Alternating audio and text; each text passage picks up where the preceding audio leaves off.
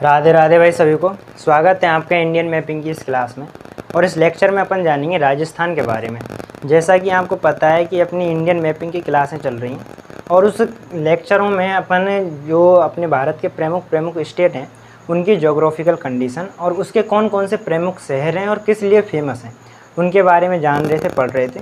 आज उसी सीरीज़ में एक और हमारा स्टेट जुड़ेगा, कौन सा? राजस्थान है ना, राजपूतों की धरती राजपूताना, जिसे हम पुराना नाम राजपूताना, आज हम जिसे हम राजस्थान के नाम से जानते हैं ना, उसके बारे में पढ़ेंगे। वीरों की भूमि रही है ना। तो ध्यान से सुनते चलिएगा, समझते चलिएगा क्या क्या इसकी जोग्राफिकल कंडीशन है उसके बारे में जानते हैं, ठीक है।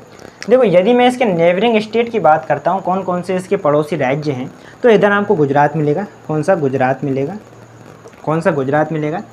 इधर एमपी से सीमा लगती है इसकी, इधर यूपी से सीमा लगती है ना, और इधर हरियाणा से सीमा लगती है, और इधर पंजाब से सीमा लगती है ना।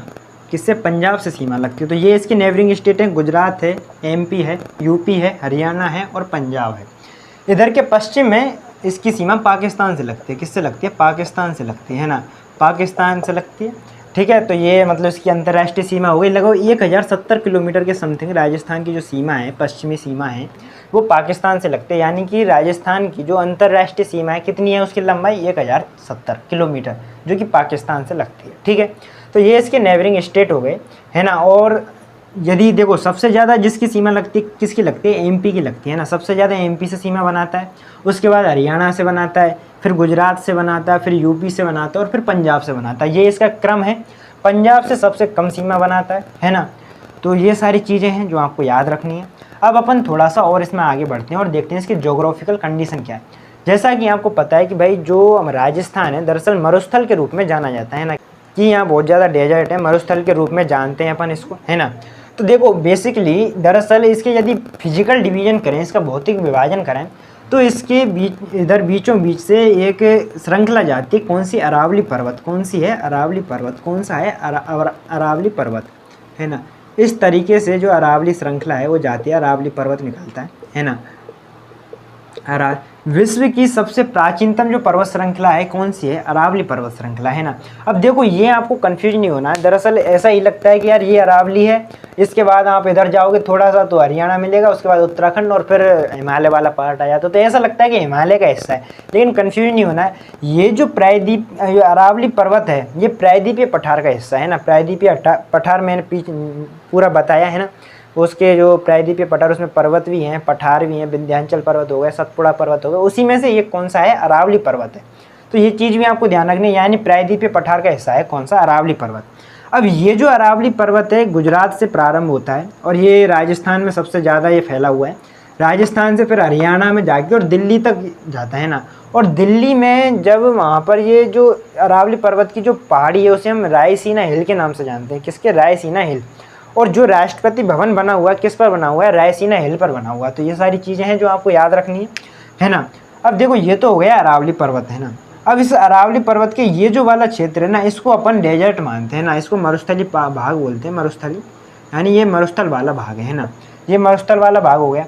इसके देखो, ये जो वाला क्षेत्र है ना, ये वाला, ये हाड़ौती क्षेत्र है। कौन सा है? हाड़ौती क्षेत्र। कौन सा है? हाड़ौती क्षेत्र। कौन सा है? हाड़ौती क्षेत्र, है ना। दरअसल ये भी प्रायद्वीपीय पठार है, उसी का एक हिस्सा है, हाड़ौती पठार है ना। उसके बाद ये जो हिस्सा है ये कौन सा है? ये पूर्वी का मैदान है, पूर्व का मैदान है, पूर्व का मैदान, जो कि नदियों के द्वारा बनाया हुआ है ना। कौन सी? नदियों के द्वारा बनाया हुआ है। तो ये इस तरीके से 4 फिजिकल डिवीजन में अपन राजस्थान को पढ़ते हैं। मरुस्थल हो गया, अरावली पर्वत हो गया, मैदान हो गया और पठार हो गया, हाड़ौती का पठार, है ना। अब एक चीज़ और समझिएगा इसमें, देखो, अब इसकी यदि प्रमुख अपन नदियों की बात करते हैं, कौन कौन सी इसकी प्रमुख नदियां हैं, तो देखो, ये है अरावली पर्वत। और इस अरावली पर्वत से एक नदी निकलती है, कौन सी? लूनी नदी। क्या नाम है? लूनी नदी, है ना। वो इस तरीके से निकलती है। क्या नाम है? लूनी नदी। कौन सी नदी है? लूनी नदी। कौन सी है? लूनी नदी। अब ये लूनी नदी दरअसल जो पश्चिमी राजस्थान है, जो मरुस्थल वाला भाग है, उसमें बहती है। जब मानसून होता है, जब बरसात का समय होता है, जब और ज़्यादा इसमें पानी की आवक होती है, तो ये सदाबहार बहने वाली नदी नहीं है। पहले तो आप ये क्लियर करें, बरसात के समय जब मानसून आता है तभी ये बहती है ना। तो ये जो है, ये जो अरावली पर्वत है उसके पश्चिमी सिरे से निकलती है, नागौर से होते हुए, और फिर ये पाली, जोधपुर, बाड़मेर, जालौर, सिरोही, इसमें इनका अफवा क्षेत्र है ना। किसका? लूनी नदी का। तो ये सारी चीज़ें आपको याद रखनी है। और मैंने आगे बताया कि जो लूनी नदी है, आगे जब मैं गुजरात बताया था तो उसमें बताया था मैंने आपको कि लूनी नदी जो कच्छ का रन है उसमें ही विलीन हो जाती है ना, वो कच्छ की खाड़ी तक पहुंच ही नहीं पाती, उससे पहले ही कच्छ के रन में पूरी तरीके से विलीन हो जाती है। और इस लूनी नदी के किनारे ही मैंने सिंधु घाटी सभ्यता का एक स्थल बताया था, कौन सा धौलावीरा, है ना। तो धौलावीरा इसी, ये राजस्थान है, इससे नीचे गुजरात है, तो यहाँ इस कोने पर आपको क्या मिलेगा, धौलावीरा मिलेगा। क्या मिलेगा, धौलावीरा, है ना। एक तो ये नदी हो गई।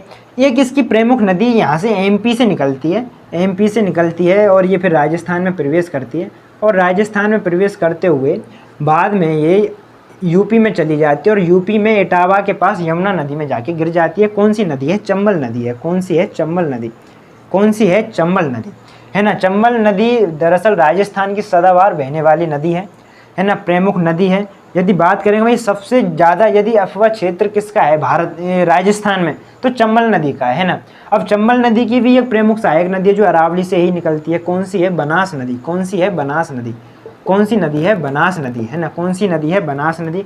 उसके अलावा पार्वती नदी भी है जो एमपी से निकलती है और फिर इसमें जाके मिलती है, पार्वती नदी हो गई, है ना। काली सिंध हो गई। तो ये नदियाँ हैं प्रमुख नदियाँ जो इसकी पूरी से। अब आपको एक चीज़ दिख रही होगी इसमें, क्या कि ये जो पूरा क्षेत्र है, ये जो पूरी मैदान मैंने आपको बताया जो कि मैदानी प्रदेश है, उपजाऊ है, तो एक चीज़ आपके समझ में आनी चाहिए कि ये जो है पूरा नदियों के द्वारा निर्मित है। अब एक और नदी है इसकी यदि अपन बात करते हैं, कौन सी है, एक और राजस्थान एमपी से नदी निकलती है, कौन सी, माही नदी। कौन सी, माही नदी। तो माही नदी इस तरीके से जाती है, उसके बाद ये इस तरीके से घूम के वापस गुजरात में आ जाती है। कौन सी नदी है, माही नदी। कौन सी नदी है, माही नदी, है ना। अब ये तो हो गई माही नदी, एमपी से निकलती है, राजस्थान में जाती है और गुजरात में जाती है, और उसके बाद मैंने बताया माही नदी जो खंबात की खाड़ी है उसमें जाके गिर जाती है, मैंने गुजरात पढ़ाया था। अब सबसे इम्पोर्टेंट चीज़ ये है कि ये जो यहाँ से जो हमारी कर्क रेखा है, कर्क रेखा कौन सी हो गई, 23.5 डिग्री नॉर्थ अक्षांश वाला, है ना, वो कर्क रेखा है। कर्क रेखा हमारे भारत से निकलती है और भारत से फिर राजस्थान से भी निकलती है। तो राजस्थान का ये दक्षिणी भाग है और इसमें इसके 2 ज़िले हैं, एक तो है बांसवाड़ा इधर और एक है डूंगरपुर। कौन सा, बांसवाड़ा और डूंगरपुर, इनसे एक कर्क रेखा निकलती है। अब कर्क रेखा को काटने वाली, है ना, 2 बार काट रही, देखो पहले इधर से गई फिर वापस इधर से आई, तो कर्क रेखा को 2 बार काटने वाली नदी कौन सी है, माही नदी है। कौन सी है, माही नदी है। और कहाँ पे काटती है, वो राजस्थान में काटती है। तो ये चीज़ आपको ध्यान रखनी है ना। इस पे माही बाजार सागर बांध बना हुआ है, तो बहुत सारी बातें हैं, आपको ये चीज़ ध्यान रखनी है, ठीक है। इतनी सी बात आपके समझ में आनी चाहिए। उसके बाद देखो ये अरावली वाला क्षेत्र है, यहाँ पर आपको जयपुर मिलेगा, जयपुर शहर, उसके नीचे अजमेर मिलेगा, अजमेर के इधर नागौर मिलेगा। अब इन तीनों की सीमा पर, जयपुर हो गया, अजमेर हो गया और नागौर हो गया, इन तीनों की सीमा पर एक झील है, कौन सी, सांवर झील। कौन सी है, सांवर झील। कौन सी है, सांवर झील। कौन सी है, सांवर झील। भारत की दूसरी सबसे बड़ी खारे पानी की झील कौन सी है, सांवर झील है। कौन सी है, सांवर झील है। और यदि अपन लैंडलॉक की बात करें, क्योंकि देखो फर्स्ट नंबर पे है वो चिल्का झील है जो कि उड़ीसा में है ना, वो वहाँ मैंने बताया था आपको। और यहाँ पर जो सांवर झील है ये दूसरी हाईएस्ट खारे पानी की झील है ना, लार्जेस्ट खारे पानी की झील है। कौन सी, सांवर लेक, है ना। ये नमक उत्पादन होता है या नमक बनाया जाता है, ठीक है। तो इतनी सी चीज़ें आपके समझ में आनी चाहिए, है ना। तो ये तो हो गई इसकी जोग्राफिकल कंडीशन। अब इसके प्रमुख शहर कौन से हैं उसके बारे में अपन थोड़ा जान लेते हैं, पढ़ लेते हैं, है ना। तो ध्यान से देखते चलिएगा। अब इसके यदि प्रमुख शहरों की बात करते हैं अपन, कौन से प्रमुख शहरों की बात करते हैं ना,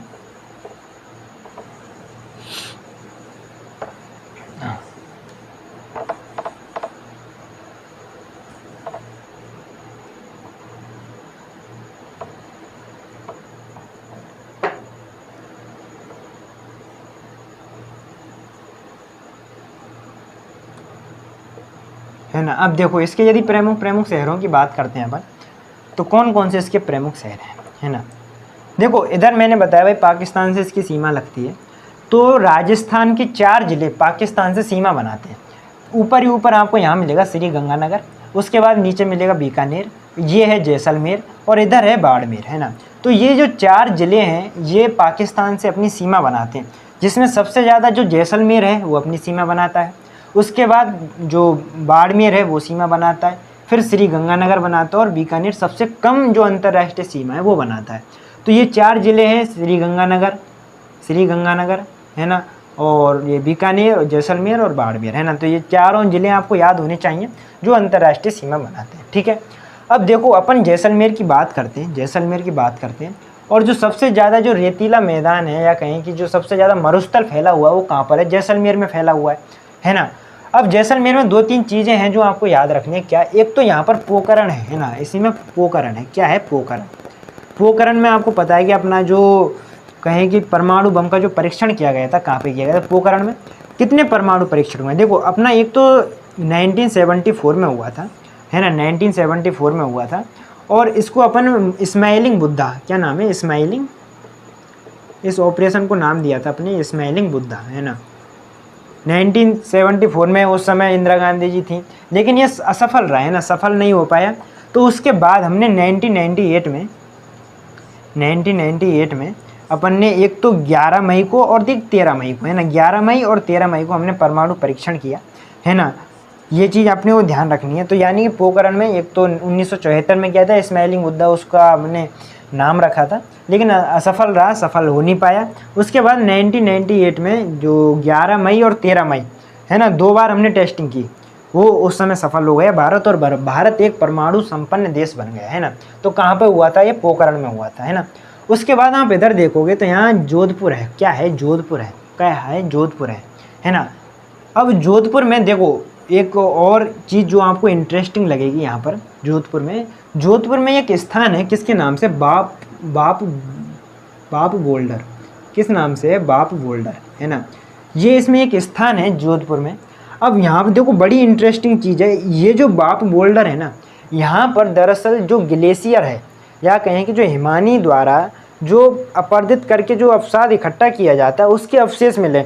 अब आपके दिमाग में तुरंत बत्ती जलनी चाहिए कि यार राजस्थान में तो मरुस्थल है, उसमें ग्लेशियर कहाँ से आ गए, उसके अवसाद कहाँ से आ गए, उसके अवशेष कहाँ से आ गए। तो ये आपको जानना बहुत ज़्यादा ज़रूरी है, क्योंकि यदि आपने पता हो तो ये जो भारत वाला हिस्सा है, मेनली जो प्रायद्वीपीय पठार है, प्रायद्वीपीय जो भारत है, वो पहले अफ्रीका का भाग हुआ करता था, है ना। ये जो अफ्रीका में मेडागास्कर जो द्वीप है, ये अभी फ़िलहाल लगभग कुछ लाख साल पहले ही ये अफ्रीका से अलग हुआ है, लेकिन उससे पहले भारत था, भारत भी वहीं था, है ना। भारत बाद में जो इंडियन प्लेट है वो खिसक खिसक कर ये एशिया की तरफ गति करती है। और एशिया से टकराने के बाद फिर आप देखते हो जो कि वो हिमालय पर्वत बनता है ना। तो हिमालय पर्वत किस लिए बनता है? जो एशियन प्लेट है और जो इंडियन प्लेट है, ये दोनों टकराती हैं, और इन दोनों के टकराने के कारण जो क्या है कि हिमालय पर्वत बनता है, पामीर गांठ बनती है ना। तो वो सारी चीज़ें हैं, उनके बारे में और डिटेल से पढ़ेंगे जब मैं आपको ज्योग्राफी में। और ये चीज़ आपको ध्यान रखनी है, कौन सा स्थान है? बाप बोल्डर। क्या नाम है? बाप बोल्डर। राजस्थान का जो हाई कोर्ट है वो कहाँ पर है? जोधपुर में है। कहाँ पर है? जोधपुर में है। कहाँ पर है? जोधपुर में है ना। यहाँ पर हवाई अड्डा है, और यहाँ पर हमेशा ही एक लड़ाकू विमान उपस्थित रहता है ना। हमेशा ही सुखोई होते हैं ना, सुखोई जो लड़ाकू विमान है हमारा, हमेशा जोधपुर में उपस्थित रहता है, ठीक है। इतनी सी चीज़ आपके दिमाग में होनी चाहिए। उसके बाद देखो, और यदि अपन बात करते हैं तो आपको यहाँ पर एक इसका वो जो राजधानी है, कौन सी? जयपुर। कौन सी है? जयपुर। कौन सी है? जयपुर, है ना। जयपुर इसकी राजधानी है। किसके नाम से जानते हैं इसको? पिंक सिटी के नाम से जानते हैं। किसके नाम से? पिंक सिटी के नाम से जानते हैं, गुलाबी नगरी के नाम से इसको जानते हैं। जयपुर में देखो दरअसल इसका पुराना नाम आमेर है ना। ये भी चीज़ आप ध्यान रखें, आमेर, है ना, आमेर, है ना। जो अकबर की पत्नी थी, कौन सी? जोधाबाई, वो कहाँ से बिलोंग करती थी? आमेर से बिलोंग करती थी। कहाँ से बिलोंग करती थी? आमेर से बिलोंग करती थी, है ना। तो ये चीज़ भी आपको ध्यान रखनी है। और जयपुर के बारे में यदि और फैक्ट बताऊँ मैं आपको, तो देखो यूनेस्को ने भारत में 2 शहरों को मान्यता दी हुई है ना, उन्होंने खुद अपनी सूची में शामिल कर रखा है। एक तो उसमें जयपुर है और एक गुजरात का अहमदाबाद है ना। ये 2 शहर हैं जिनको यूनेस्को ने अपनी सूची में शामिल किया हुआ है ना। तो ये चीज़ भी अपने को ध्यान रखनी है। उसके अलावा देखो यहाँ पर आमेर महल भी है, हवा महल भी है, नाहरगढ़ भी है, जयगढ़ भी है ना। तो बहुत प्रमुख डेस्टिनेशन है ना। किले वगैरह बने हुए हैं खूब बढ़िया से, है ना। तो ये आपको समझनी है चीज़। उसके बाद यदि और अपन बात करते हैं तो इसके नीचे आपको एक और शहर मिलेगा, कौन सा? अजमेर। क्या नाम है? अजमेर। क्या नाम है? अजमेर। क्या नाम है? अजमेर। क्या नाम है? अजमेर, है ना। तो अजमेर में एक तो अजमेर में पुष्कर है। क्या है? पुष्कर। क्या है? पुष्कर। बहुत ही पवित्र माना जाता है पुष्कर को। और यहाँ पर भारत की एकमात्र ब्रह्मा जी की मूर्ति कहाँ पर है? पुष्कर में। कहाँ पर है? पुष्कर में। कहाँ पर है? पुष्कर में।